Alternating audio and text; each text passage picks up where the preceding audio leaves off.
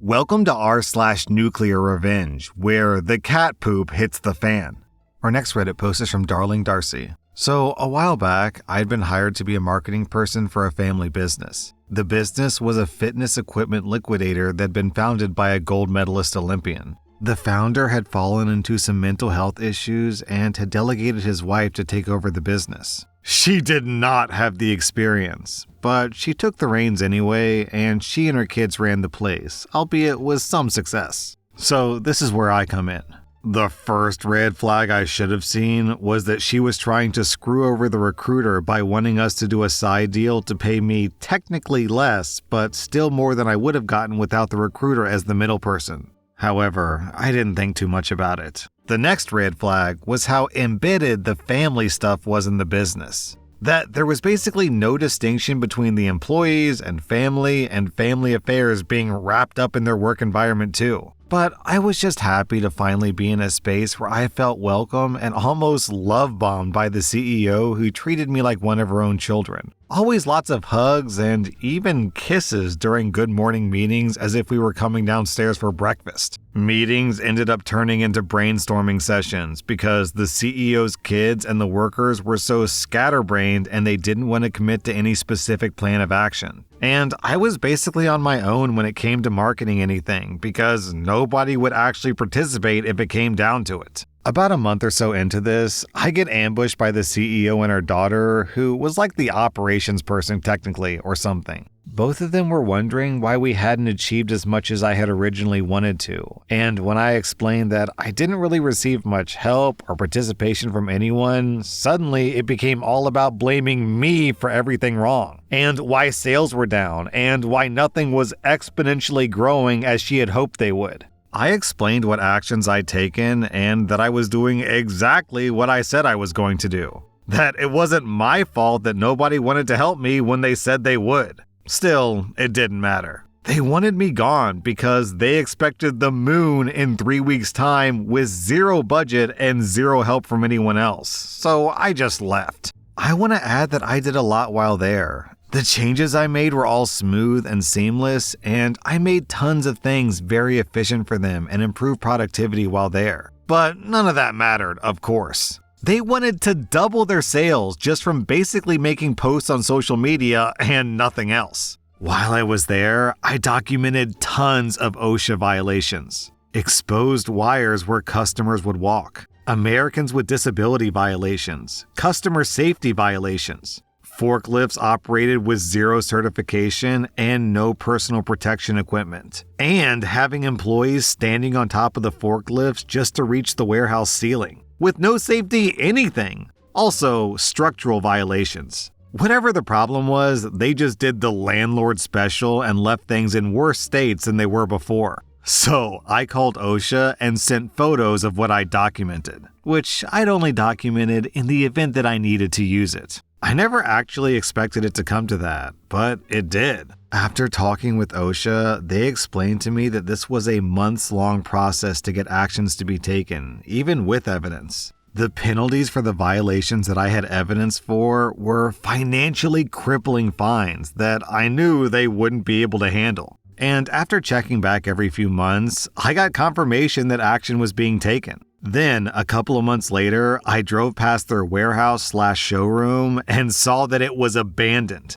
Broken stuff, overgrown grass in the parking lot, boarded up windows and doors, a for lease sign, everything just gone and dilapidated. Back when I called OSHA, I also reached out to my realtor friend who's super good at what she does. She said that we should time it so that right after these fines and penalties come, she can drop literature off at their door until they're convinced to sell. She didn't do this in time, but she did catch wind that their building had been sold, and sold fast. Their website was 404'd, and they basically packed their bags and left. I still can't believe that it worked. But sometimes in life we have to accept that we are the karma that someone has coming to them. Goodbye, Amy, my terrible boss. We're even.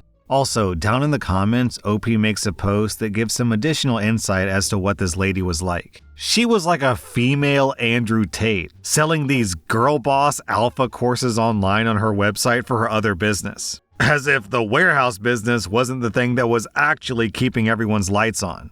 She literally thought of herself as this amazing business person, when really she was just appointed by a husband who I don't doubt suffered somewhat from her. If this is how I was treated, I can only imagine how she treated a husband who stopped being a breadwinner behind closed doors. Our next Reddit post is from They Call Me Noob. So this happened a couple of years ago during COVID when everything was online. A mutual friend, Dan, reached out to me, absolutely desperate. He was on the verge of getting deported because he had already failed his coding exam twice. One more failure and he wouldn't be able to stay in the country. He knew that I was good at coding and he begged me to take the exam for him. He told me how his entire future depended on it, how he had no options left, etc. Feeling a bit sorry for him, I agreed, on the condition that he would pay me $500 for doing it. He agreed immediately, so I spent a couple of weeks preparing. The exam was proctored over Zoom, and we set it up so that I could control his computer remotely while he pretended to take the exam himself. We pulled it off without a hitch and he passed the exam. Afterwards, we went out for drinks to celebrate. Each of us paid our own share because I didn't want him deducting anything from what he owed me. Here's where things went downhill. He gave me $100 up front and promised to pay me the remaining $400 in a couple of weeks after he sorted out his graduation stuff. Weeks turned into months, and he kept dodging me with excuses. After 6 months of this, it became clear that he was not going to pay me back. I gave him multiple warnings to pay me back or I'd report him, but he kept taking it lightly and blocked me. I was pissed. I helped him out, and he completely ghosted me after getting what he wanted. So I decided to take matters into my own hands. First, I reported him to his university for academic misconduct. I explained in detail how I was the one who took the exam for him and I provided evidence to back it up. The university investigated him and failed him retroactively, which meant that he couldn't graduate. Since his visa was tied to his student status, this basically screwed him over completely. For context, I sent an anonymous tip off to the college with a fake email with all the proof. They called Dan and gave him a chance to retake the exam on the spot, but the guy never studied and he failed at the most basic stuff. But it didn't end there. Dan was still living in the country illegally, hoping to somehow fix things. I knew he had no way out, so I anonymously tipped off the authorities, saying there was an illegal immigrant involved in suspicious activity living in my area. They came, found out that he was here illegally, and he got deported. Now, some mutual friends are saying that I went too far, that it was a petty move to ruin his entire life over $400. On the other hand, I feel like he deserved it for trying to scam me. I wouldn't have minded it if he came clean, saying that he doesn't have money or the financial capacity to pay, and he was sorry, and I would have let the matter go without a hitch. Well, OP, you didn't ruin his life over $400. He did. If he wanted to stay, he should have paid you. Or, studied and actually taken the test and passed it like a normal human being. That could work too. Our next Reddit post is from a bunch of numbers. In 2001, I had just moved to a quiet neighborhood where my kids, ages 1 and 3, could play outside safely and grow up with the neighborhood children. It was also nice for my 3 cats to finally be able to run around outside. After the first week, it was our first garbage day. Everything was neatly in closed bags and in our personal garbage container. In the morning, we had to place the container on the side of the road with the rest of the containers on our street. So my container was there at 7 a.m., after which time I started cleaning my house. I had a white floor because I liked it, and that way I knew for sure that it was clean. I mopped daily. I was still extremely clean at that time because I had kids who crawled on the floor. Then I did the shopping, and when I got home, I was in shock after opening my front door. My entire haul was full of unknown waste. Pieces of glass, sharp metal lids, pieces of food, cartons, plastics, etc. Clearly, it was stuffed through the mail slots. I already saw a number of neighbors looking at me expectantly behind their windows and in front of their house. It was clear that they knew more.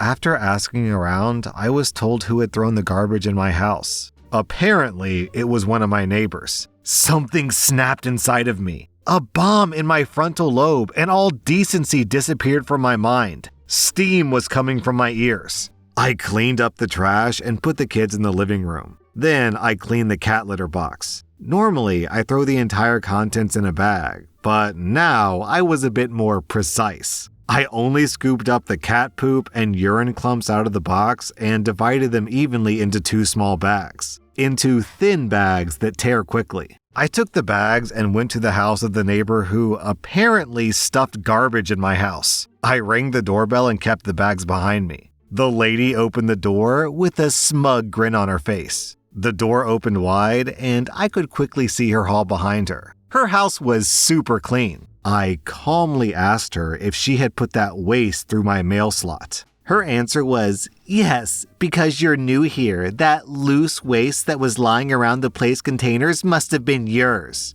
Because before you lived here, that never happened." That was the moment that all the blood vessels in my eyes burst. The calm was gone. In a tirade of abuse, I made it clear to her that I had not been the polluter, and that if she had any decency, she could have spoken to me instead of jumping to conclusions and dirtying up my house, which endangered my crawling children and animals by dumping that waste in my house like that. I said, "Since you like to clean up so much, here." Then I threw the 2 bags of cat poop and cat pee in her hallway, one against the corner of the stairs and the other on the doorpost of the living room. Everything, really everything, was covered in poop and splattered clumps of cat urine, with a warning and promise that if she ever thought of doing something like that again, that I would smash her windows. I turned around and went home. All the neighbors had seen and heard everything. I never heard anything from that neighbor again. No one ever thought of doing something like that to me again. I can still enjoy the face she pulled when she saw those bags flying. It was shock, fear, indignation, nausea, and despair all at once.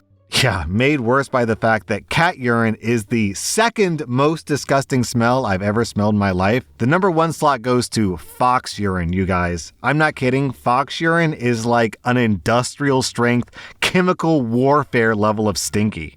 Our next Reddit post is from DoxyDoc. This is a story from my childhood. I lived in a small suburban neighborhood in the 90s. We had 2 dachshunds that we kept in a backyard fence, and 3 cats that just roamed our small corner lot in my subdivision. Of the 3 cats, Magic was the matriarch. She was a big, fat black cat that didn't really run from any neighborhood cats or dogs. Our neighbors across the street had a pit bull that they would let roam the neighborhood. It was never aggressive towards me or my friends, but it was also not a friendly dog. We just stayed away from it when playing in the woods. One day, that pit bull charged my cat while I was playing in the yard. The dog began to whip its head back and forth, shaking Magic, and I ran in to get my dad. We didn't have a gun for home defense. My dad did keep a 4-foot-long galvanized steel rod that was about 1 inch thick next to the door, though. I've never seen him move that fast. He was on that dog in about 5 seconds flat. I remember seeing him strike the dog probably 3 times before it let go of Magic. My dad said, "Come here, OP, we're going to the neighbor's house." He was pissed, shaking. When I got closer, I could see that the dog's skull was completely smashed. He picked up the dead dog and walked with me to the owner's house. The man answered the door and said, "What did you do to my dog?" And my dad said, "The same goddamn thing I'm gonna do to you if this happens to one of my kids." The neighbors never got another dog. We never saw them again, and they moved out about a year later. That was r/Nuclearrevenge, and if you like this content, check out my podcast where I publish the exact same episodes. Also, hit that subscribe button because I put out new Reddit videos every single day.